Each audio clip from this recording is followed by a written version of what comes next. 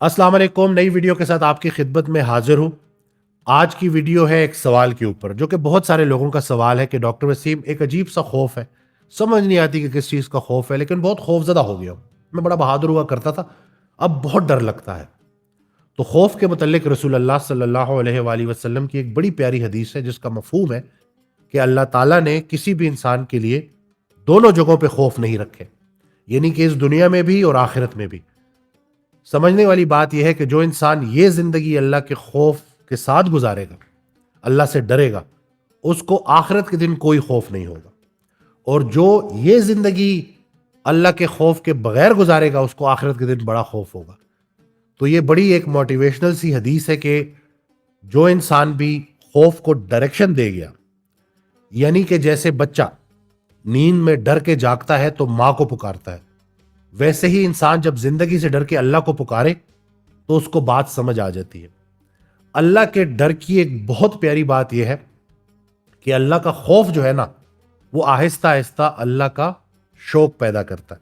और जब अल्लाह का शौक पैदा हो जाए तो वही इंसान जो डर रहा होता है वो हासिल को महरूमी समझने लगता है और महरूमियों में हासिल को तलाश करने लगता है। हाजिर को गायब समझने लगता है और गायब को हाजिर समझने लगता है। ये वारदात जब इंसान पे होती है और जब अल्लाह अपने रास्ते पे इंसान को लेके चलता है तो स्टार्ट में तो बड़ी दुश्वारी आती है, लेकिन आहिस्ता आहिस्ता चूंकि अल्लाह भी साथ साथ आपके चलता है, आपके करीब होता है, तो वो मुश्किलात फिर इंसान के ऊपर भारी नहीं होती। कुरान की एक आयत है जिसका मफहूम है कि क़यामत वाले दिन, आखिरत वाले दिन लोग पूछेंगे एक दूसरे से कि तुम कितना अरसा दुनिया में रहे थे।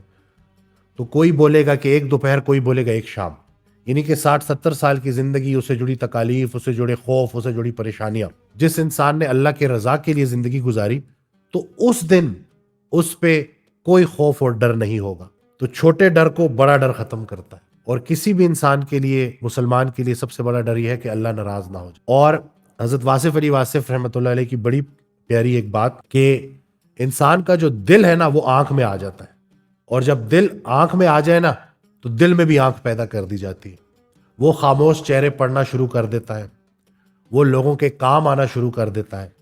उसको ये बात समझ लगती है कि भाई मैंने अल्लाह से सारा दिन कुछ मांगते नहीं रहना, अल्लाह के लिए मैंने बड़ा कुछ करना है। कामयाबी ये थोड़ी है कि इंसान हासिल करता जाए, असल कामयाबी ये है कि जो भी हासिल किया उसको खुशी खुशी तकसीम करता जाए। हम आधी बात समझे हैं, इसीलिए हमें खौफ होता है। खौफ क्या होगा? जो हासिल है वो छिन जाए। दिया किसने था? अल्लाह ने। तो क्या वो वापस लेने का हक नहीं रखता? तो लेते हुए जब आपको इतनी खुशी हो रही थी, तो वो नेमत लौटाते हुए इतनी तकलीफ क्यों हो रही है? इंसान को जब अल्लाह ताला माल देता है तो वो माल आजमाइश भी है और इनाम भी है। आजमाइश कैसे? कि अगर वो उसको जमा करना शुरू कर दे, ख्याल का फर्क है ना, फोकस चेंज है इंसान का। अगर फोकस दुनिया है तो जाहिर सी बात है जब भी वो खर्च करेगा उसको तकलीफ होगी, लेकिन अगर फोकस आखिरत है तो जब भी वो खर्च करेगा तो वो इस नीयत से खर्च करेगा कि अल्लाह ने जो माल मुझे दिया था उसको मैं खालिसतन अल्लाह की रजा के लिए खर्च कर रहा हूं, और जैसे उसने पहले देते हुए कोई कमी नहीं की, तो अब खर्च करने के बाद वो क्या कमी करेगा। तो इन्हीं चीज़ों को अगर हम प्रैक्टिस करना शुरू कर देना तो ये खौफ आहिस्ता आहिस्ता शौक की शक्ल इख्तियार कर लेता है।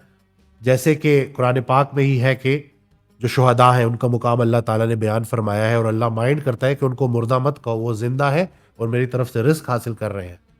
यानी कि जो जिंदा है उनको अल्लाह ताला ये इरशाद फरमा रहा है कि जो शहीद हो गए उनको मुर्दा मत कहो। तो अब मुझे बताएं कि फिर जिंदा कौन है? तो फर्क सिर्फ फोकस का है कि जिनको अल्लाह के रास्ते का शौक अता होता है, फिर वो इतना खर्च करते हैं, इतना खर्च करते हैं कि अपनी जिंदगी को भी खर्च कर देते हैं। हम उसी का माल हैं और उसी की तरफ लौट के जाने वाले हैं। तो बस जरा सी अगर ये बात समझ लग जाए तो ये जो खौफ है ये शौक की शक्ल इख्तियार कर जाएगा।